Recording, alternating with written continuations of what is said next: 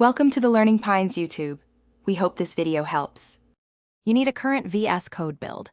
Once done, open the extensions view with Ctrl plus Shift plus X. You're starting immediately, search for theme packages rather than generic terms. Click a theme to open its page so you can inspect screenshots and ratings. This helps you choose.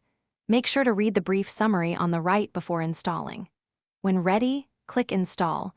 This is the first actionable step that moves you from setup to configuration. Once the extension is installed, use the command palette with Ctrl plus Shift plus P and type preferences, color theme. You'll see a live preview when you arrow through choices. This immediate feedback lets you compare contrast and syntax coloring. If the selected theme has variants, choose one from the list, light, dark, or high contrast. Make sure to test with a real code file. Themes can look different in Markdown versus source code, so preview both for accurate assessment.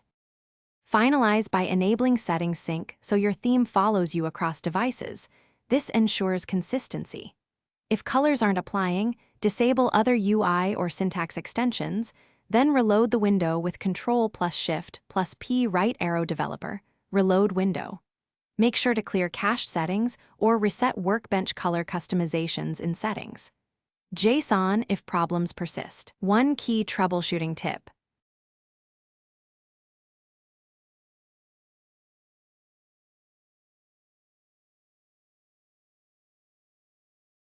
Thanks for watching.